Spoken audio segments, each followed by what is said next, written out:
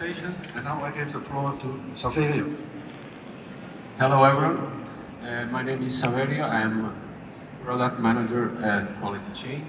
Um, these last few days we've heard a lot about traceability and how it's great to make the consumer more aware of what they're buying, and at the same time with solutions like Saverio or other type of solutions, understanding better what is happening actually at the level of the supply chain can help us reduce our impact on the planet and on the environment. But today I'd like to take a more practical approach at how we can actually um, gain a business advantage from doing a very good job at being transparent and at traceability. So first of all, we all know traceability is a mess. Basically, it's very complicated. There are many actors involved. There is lack of standardization. Compliance varies from country to country, and it also requires big investments in terms of both software, hardware, and personnel. So I think it's just fair to ask ourselves, okay, what are we getting out of all of this effort that we're putting into traceability? So first of all, does anyone care about it actually? And the answer is yes. Consumers want more and more information. A study from Nielsen from last year found out that actually 2 out of 3 shoppers are willing to change from their usual brand to another brand which offers more in-depth product information about the supply chain and about the environmental impact. So I guess it's safe to say that people care about the information that sometimes we are sitting on and just not using and not communicating. In fact, we can gain 3 main advantages from being transparent. First of all, we can associate our brand with concepts like sustainability and transparency, positive ideals, and this in turn will cause an increase in trust. And then hopefully the consumer, once they trust us more, they will buy more of our products. And they will tell their friends to buy more of our products. And finally, we can also improve the buyer personas of our customers, so we can understand better who our customers are, and this is what we will see at the end of the presentation. So, once we have our traceability data, how should we go about communicating it actually?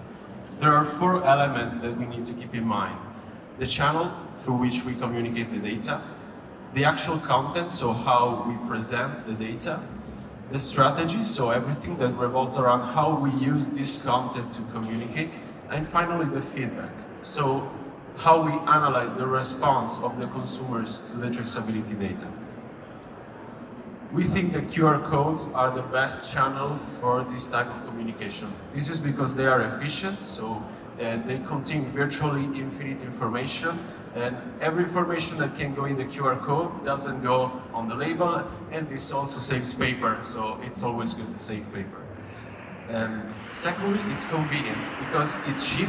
QR codes are cheap. You can just print them on the label. They're not complicated to manage in terms of logistics, so they're a really easy solution. They're accessible because basically, especially after the pandemic, everyone knows how to use QR codes, even more senior people. So they're a no-brainer, unlike other solutions like NFC, etc. And finally, they are flexible because we can change the content at any time. So this means that, for example, if there is some traceability data that is gathered after the product is packaged, we can still insert it in the QR code even after the product is beyond our control, basically. So we have our channel, it's the QR code. Now we have to understand how we should present the content, how we should present our data. This is how we should not do it. So many times it happened to me to see huge tables of analysis data, traceability data, just put like this in a product QR code. And this is not useful because no one will understand it and no one will find this interesting. The right way to present traceability data revolves around 3 elements. First of all, we should put it in a story. Stories are like our main way of communicating as humans since the dawn of time. So what we should do is we should write the story of a product and then use traceability data to support it. And the second element is to use a lot of visuals. So we are visual animals, so we tend to be more engaged when we see images, videos, and just text doesn't do it for us.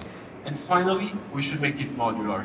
What does this mean? This means we shouldn't show all the information at the same time. We should give the consumers the freedom to choose what they want to go deeper into. How can we do this? For example, with our product, QualityChain, we do it with expandable cards. This is also a great way to help people, for example, with visual impairments. Expandable cards are simply cards that you can click on and then go deeper on the information. It's very simple, and yet the content is like this is presented in a much more orderly way and allows a person to just decide, okay, I want to know more about this, or I want to know more about that. What can we include like in this way? Anything from the product story, the supply chain, the traceability data, the sustainability efforts of the company, videos, interviews, nutritional facts, recipes. Really, your fantasy is the limit. So now we have the channel, we have content. What's the strategy to use? So you can do many things once you have this type of channel open toward your consumer. You can run promotional campaigns of any type, or surveys. You can ask your consumer, okay, which new packaging you prefer, this or that? Or what do you want our next project to be, this or that? Anything you want. You can promote your e-commerce. You can bring traffic to the e-commerce and sell more products online. But really, what you should do is get creative and find your own way to take advantage of this new door that you have to your consumers. For example, one thing we did in Alto Piemonte, which is a region or in the north of Italy, which is very famous for its wine, is we put together a producer association of wine producers and a tourist board of the area, and they together with us, we made these QR codes shaped like a glass of wine, which contained the story of the wine, and at the same time, in the same page, promoted the tourist activities in the territory. So tourists, for example, could go to the restaurant, drink the wine, scan the QR code, and maybe the day after go and visit a castle in the area or directly the winery.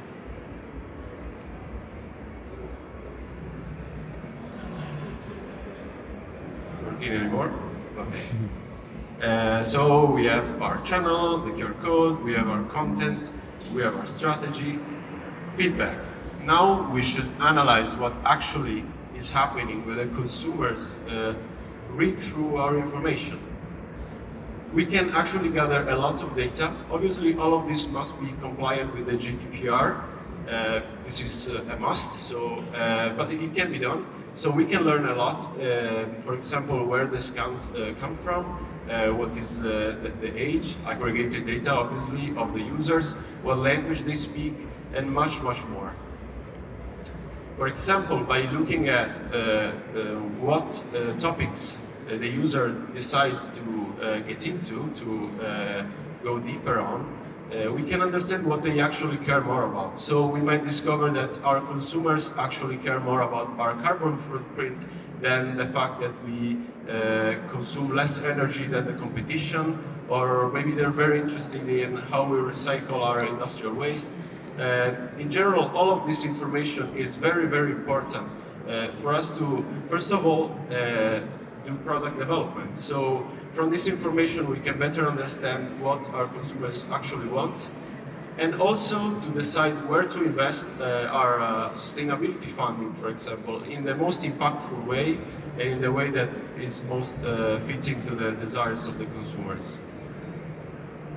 So we have our channel, the QR code, the content, which is in a story, it's visual and it's modular.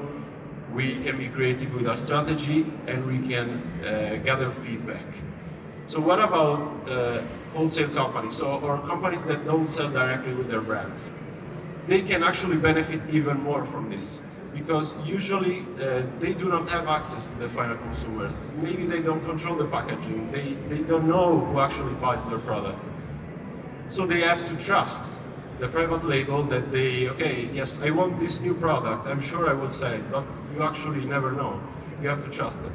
So what you can do instead is prepare this data with all the indication that we saw until now, and make it very easy to integrate for them in their packaging, in their QR code, in their own web pages. There are a lot of solutions. And then you can decide, let's give it for free. Let's just as value added, something more to distinguish yourself from the competition, or we can even sell it at a premium, give them an access separately alongside our product. And the best thing is you get control of the data, so you can still see who are actually the people that are buying your product. This is a window that normally you wouldn't have, for example, if your product is sold by a retail store. So our solution is called QualityChain, and we put all of these things together. We're a Swiss company, we're active since 2019, and as you can see, we create these interesting looking QR codes for agri-food products. If you want to know more about QualityChain, if you need help in giving life to your traceability data, please contact us at these contacts or visit us at booth G717. We're here with the Titan Consortium, which is tackling an incredible amount of problems in the food transparency of the supply chain, with incredible technology being developed, and people from all over Europe working together to solve these very difficult problems. So definitely come to our booth and check out all of our solutions. My name was Saverio, it's still Saverio, and thank you all for the attention.